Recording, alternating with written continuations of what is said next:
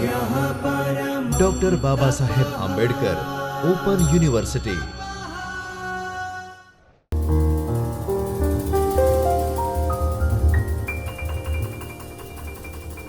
Dear students, I, Dr. Shivang Patel, Associate Professor from School of Computer Science, Babasaheb Ambedkar Open University, welcome you all in the lecture series of Subject Operating System from Chaitanya Studio of Babasaheb Ambedkar Open University.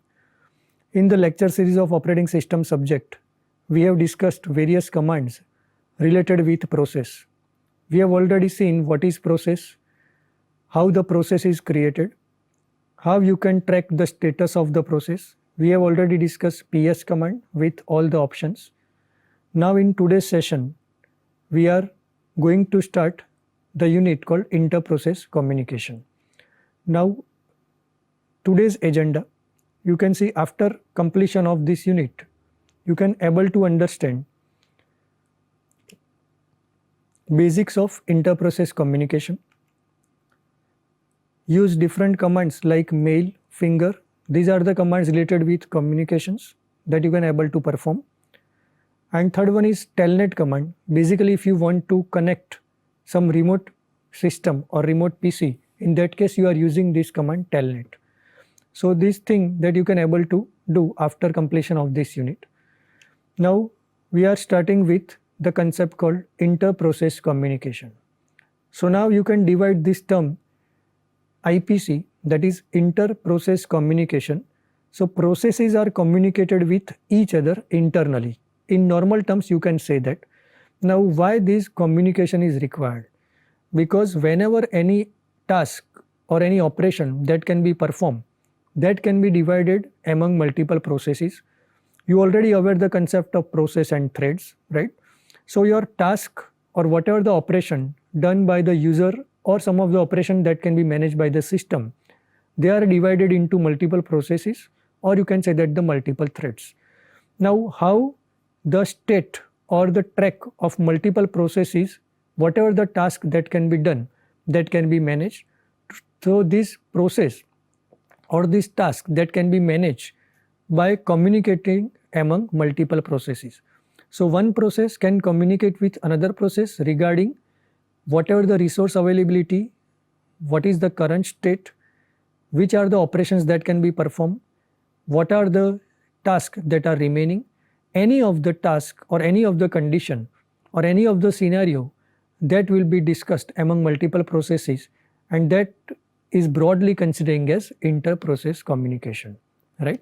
So in short, you can say that multiple processes are communicating with each other to perform a single task or to perform a multiple task. Now they are communicating by using multiple ways. So you can say that processes are divided into basically two types. One is independent processes and second one is cooperating processes. Now understand these two terms. What is independent processes? So processes which are not related with each other, they will be considering as independent processes. What means that? Suppose one process that can be executed, then after some output will be generated. At the same time, another processes are available in the queue, but whatever the operations performed by that first process, that cannot affect the operation of the second process. Or you can say that whatever the results of one process, that cannot affect the another process. They are executing independently without sharing of any of the resources or without passing any data, without passing any message between multiple processes. They are considered as independent processes. Second type of processes, you can say that the cooperating processes, that is the core of this topic, that is inter-process communication, in which one process communicate with another, or you can say that more than two processes are communicating with one another, because whenever the operation done by one process, some of the result that may affect to the another process, or some process that may pass whatever the message to the another process. This way multiple processes that can be communicating with each other, right? Now we are discussing basically this can be done with the help of share memory and the message passing techniques, different mechanisms that can be used. Now we are going to do in the deep concept of IPC, but before that you can understand some basic terms. First term, that is pipe.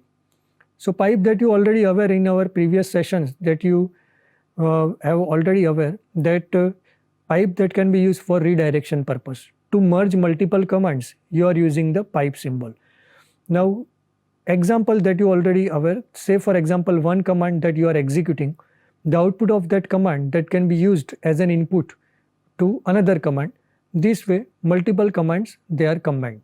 Now here we are talking about the commands, but in the case of inter-process communication, you can consider that command as a process, right? So in that case what happen, one process can execute, whatever the output, that can be passed to the another process. So this way multiple processes are related, or you can say that the interrelated, right? So there the particular operation having no name, or there is no particular memory available for that having some name, that's why it is considered as unnamed processes, right? So whatever the operations that can be done with the help of some buffer. Buffer is nothing but some temporary space that can be allocated when execution that can done. So whenever the one command will be executed, output will be stored in the buffer, and another command will take that output as an input from that particular buffer. That's why pipe is considered as unnamed process, right? That is one scenario. You can see the example, that is who and wc-l command. Now who command, when it will execute, it will display the user logged in the system, that will be displayed. So whatever the users list that can be passed to the next command, that is wc, and that wc command will count line. This way you can count total number of users that are currently logged in the system. So here whatever the output generated by the who command, that will be stored in the buffer, and the output will be used as an input by the wc command. So this way pipe will work. That is nothing but a normal or simple example of inter-process communication here, in which multiple commands, or you can say that the multiple processes, they are communicating with each other by passing some data. Here in our case, they are passing their output, and the resource that can be used, that is nothing but the buffer. Second concept, that is FIFO, first in first out. Unrelated processes, as we have discussed, whenever one process is executed, another process cannot affect by one or another way. They are totally executing independently. So in that case you are using this concept FIFO. The basic difference between pipe and FIFO is that in pipe that is no name, that's why it is called unnamed process, while in FIFO the process having some name, so some name you have to give, that is named pipe, right? Now multiple processes that can be passed whatever the content or whatever the message is in the case of pipe symbol, but here one queue will be generated, and that queue that can be accessed by the multiple processes. So that is the concept called FIFO. You can create a FIFO with the help of function MK-FIFO in the Linux or Unix operating system, right? So these two concepts that we have discussed. Now the next is message queues. Now basically whenever you are talking about IPC, inter-process communication, so generally this mechanism uses three methods. One method is message queue, second one is shared memory, and third one is semaphore. You can see with the help of command, that is I am executing IPCS. So whenever you are using this command without any argument, in that case you can able to see three different mechanisms for message passing techniques. So first is message queue, in which queues will be generated by one process, or you can say that the system or the kernel, and other clients or other processes that can access that particular queue and exchange their messages. That is one of the mechanisms. Here you can see the data or information with the help of IPCS command.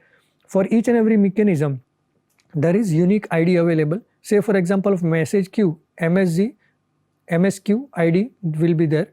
Second mechanism, that is shared memory. How it differs from the previous one?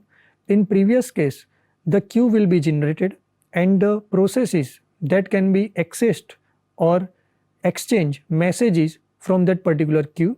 But here some memory area that can be shared among multiple processes, you can say that the memory segment that can be shared among multiple processes.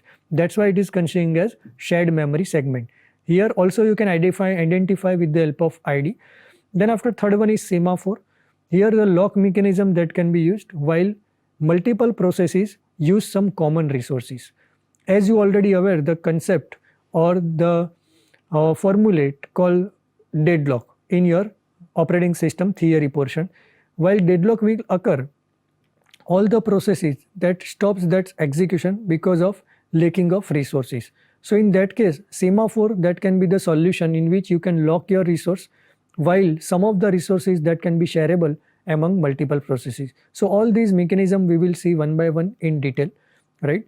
So we have discussed message queues in which queue will be generated and the messages that can be passed in the form of exchange of information among multiple processes, right? So the option that can be used, that is -q. Generally without option, all three mechanisms that will be displayed. But if you want to show only active message queues, in that case you can use the option Q, right? Second mechanism that you can use, that is shared memory. Now what is shared memory segment? So you can get more idea with the help of this diagram. Suppose in the diagram here, two processes are there. One process A, and second process, that is process B. Process A having its own private memory or private address space, and same way process B having its own private address space. Now suppose some of the portion that is shareable, that is the concept just like the global variable that you already aware in any programming language, that global variable that can be shareable among all the functions throughout the program or outside that, right? So same way here, that shared memory segment that can be managed by the operating system or managed by the kernel, and multiple process here in this example, two processes, process A and B, that can share that particular segment. So whatever the message or the data or the content or whatever the information that can be passed through this shared segment area, right? This is the second mechanism that we have discussed. First that we have already discussed, that is message queue, in which queue will be generated and by some particular process, and multiple other processes, say for example client processes, that can use that queue. Second mechanism that we have discussed, that is shared memory. Now suppose you want to show all the active shared memory segment. In that case you can use the option called M. In previous case, if you want to see the memory queues, then you can use the option Q, but here you want to see the shared memory segment. In that case you can use M option, right? These two mechanisms that we have covered. Now the third mechanism, that is semaphore. Now what is this semaphore? It is nothing but you can say that one state or one variable, and generally two methods that can be used by this semaphore. So when it will be used, so as we have discussed, inter-process communication, that means some of the resources that can be shareable among multiple processes, right? Now suppose there are multiple processes and the resources are limited, then how resource will be allocated to whatever the process is available in the execution. Suppose proper management is not there, in that case deadlock condition may occur. So there is one situation, there is one condition, or there is one solution, you can say that the semaphore variable, by which you can lock that particular resource. Now whenever the one process that use that particular resource, by locking that particular resource, another process must have to wait till that process 1 executes with the help of that particular shared resources. When that process is successfully executing, then after that resource is released and it will be available to the another process. Now this way you can share the resources and you can prevent from the deadlock condition. So that's why we are using that semaphore. So to see all the active semaphores, you can use the option S, right? We have already discussed two options, Q option we have seen, M option we have seen, S option that you want to see the active semaphore, in that case you are using. Now two methods that can be used here, or generally two semaphores are there. One is binary semaphore and another is countable, or you can say that the increment decrement semaphore, in which the value that can be changed. Now two methods, up down and the lock unlock method, that can be used. So basically it is binary semaphore, only two values are there, 0 and 1. You can say that some of the resources that can be allocated to particular process, in that case the wait operation that can be activated. So another process can get the signal wait. So it means that that particular resource is already allocated by a particular process. So when this process is successfully completed, then and then that resource will be released, and then after the signal, or you can say that the semaphore value that can be changed from 1 to 0, now another process will use that particular resource, right? So this way you can acquire the resource with the help of semaphore. So that is the binary semaphore. Second type of semaphore, that is counting semaphore. Here number of resources based on availability, adding or removing the number that can be changed. Suppose in the queue, suppose the resource will be added, then the semaphore value that will be automatically incremented. If the resource that can be removed from the queue, then this value will be decremented. So this way counting semaphore that will track whatever the number of resources that are available for execution by multiple processes. Now we are moving with some detail that IPCS command. So basically this will display the information about whatever the inter-process communication mechanisms that we have already discussed. Three types of mechanism, that is message queue, shared memory and semaphore, right? So we can see one by one options. First option queue that we already seen, active message queue. If you want to display M, that is for active shared memory segment. If you are using S, then it will display the active semaphore values. Then after B, that is allowable size. Now in queue multiple messages are there, then what is the size for that particular message, that will be defined by here this B option. B, that is for byte, right?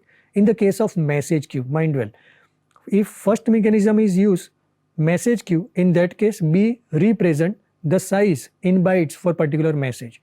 If you are using another mechanism, that is shared memory segment, in that case that B indicates the memory size or shared memory segment size here. And in the third case, if you are using the semaphore, in that case number of semaphores that can be available, that will be represented by this B option. So according to mechanism, the value indicates that which mechanism that you are going to use. C, that is creator's username or the group name. P, that is the process number, as you already aware, because multiple processes or more than two processes are communicating with each other. Which process is last running, or which process have sent the message, or which process have received the message. How you can track that? With the help of this process ID. So with the help of P option, you can get that process ID that can be actually used in the operation. And T, that means the time information, whatever the communication occur or done, which time frame that can be elapsed or used, this information that can be used. So this is all about the IPC. Now we are moving with the mail command that you already aware. You have already used the mail client, that is Microsoft Outlook, but here in Linux or Ubuntu operating system or Linux or Unix operating system, there are special commands that can be used for communicating purpose. If you want to send mail to some user, in that case mail command is used. Basically it is used for writing automated scripts. Say for example, suppose you want to perform some automation task, like you are performing periodical backups. When the backup will be completed, automatically mail will be sent to that particular user. Such kind of mechanism you want to cover. In that case, you are using this automated script with the help of mail command, right? So normally you can see on the screen the example is given, mail, that command is used. S option, that is for subject. In double inverted comma you can mention the subject, then after the user mail ID that you have to pass, for which you want to send that particular mail. Then after it will ask for CC, that is the carbon copy, and it will ask for the message, right? Now multiple options that you can use with the mail command. V, that is verbose information, whatever the message sent, the delivery information that you can able to see with the help of this particular option. S option, that represent the subject. Then after C, that is for carbon copies. If you want to send mail to multiple users, in that case you are using this CC option. Now BCC option is just like blind carbon copy that you are using in normal mail applications. Then F, that is read the contents of the mailbox. If you want to read inbox, you can say that the mailbox. In that case, you are using the option called F, and R that specifies from address. Generally, we are using the mail command. In that case, we are not identifying, we are not passing that particular from address, but explicitly you want to pass that particular address from address. In that case, you are using this R option, right? We can see one example so you can get more idea. Sending sample mail. So echo mail body. Suppose your message body is not so lengthy, it is quite small. In that case, you can use the echo command. Then after pipeline symbol, as we have discussed, it can use to merge multiple commands. So whatever the output of echo command, that can be passed to the mail command. Here the subject that can be mentioned with the S option. Then after user@user.com, that is the mail address or valid email address for which you want to send particular mail, right? Then after, it will ask for whatever the message you want to type. You can type your message and then after press Ctrl D. So your message will be completed or stopped and the mail will be sent to that particular user. Now specifying body in the file. So in previous example, we have seen using echo. But if your message is lengthy, then it is quite difficult or it is not a convenient way to use echo command, right? So in that case, whatever your message, you can create one file, one txt file or any other file, and you can use as a redirection with the mail command, right? So we are creating one message and giving that file name body.txt. Now we have to pass that message by using the mail command. So you can pass here mail, then after S, that is for subject, mail subject, you have to write in inverted comma. Then after user1@example.com, user2@example.com. So this way you can pass that particular message or mail to multiple users by using comma separated values. And then after, here less than sign, that is nothing but the redirection. Body.txt, that is the file in which we have saved our message. That message will be passed here in the mail command and the mail will be sent with that particular subject name and with that subject body to these two users, right? Now using CC and BCC option, so you can use the option C for CC and you can use the option B for BCC. So here you can see on the screen the example is given, mail subject, then after C, whatever the mail ID you want to put into the CC, you can mention C before that mail ID. Then after same way you can use B for BCC. Then after other methods are same. If you want to pass any the message body that is available in some particular file, then you can pass with the help of this redirection, right? Now specifying the from address, as we have discussed, normally mail command, it is not required to use that from address, right? But specifically externally you want to specify, you can use that particular with the help of F option, right? Now cat body.txt, that is the file that can be passed to mail. S, that is for subject, to user, that is the mail ID for which we want to send the message. Then after we have to specify from externally with the help of option R, right? So this way you can send. Second thing, if you want to attach some file in this mail command, so it is not possible directly. You have to use some another command, that is UU-encode command. You have to use pipeline symbol. So UU-encode command you have to use. Then after whatever the attachment file, that name or path that you have to pass, then after you can use pipe command. So this way you can merge these multiple commands and you can pass the attachment from one command UU-encode to mail command, right? Then after reading emails, the mailbox or inbox, that can be read without passing any option. In previous case, if you want to send any mail, in that case you are using different options like subject, CC and BCC like that. But here if you want to read your inbox or mailbox, in that case you don't have to pass any of the option. Normally you have to use that mail command. So whatever the mails available, that can be listed out here. Or another alternative is that suppose there is one file or directory available in the Linux that can store all the mail in the mailbox. Normally in the spool area or the mail folder will be there. You can pass this command with the help of F option to read the mail, right? Now we are concluding our session here. In today's session, we have discussed various commands for inter-process communication, IPCS commands, how multiple processes are communicating with each other. Then after we have seen the mail command to send or to receive mail to different users, right? So we are going to cover some more advanced detail related with inter-process communication in next subsequent session. Till then, happy learning, keep practicing. Thank you.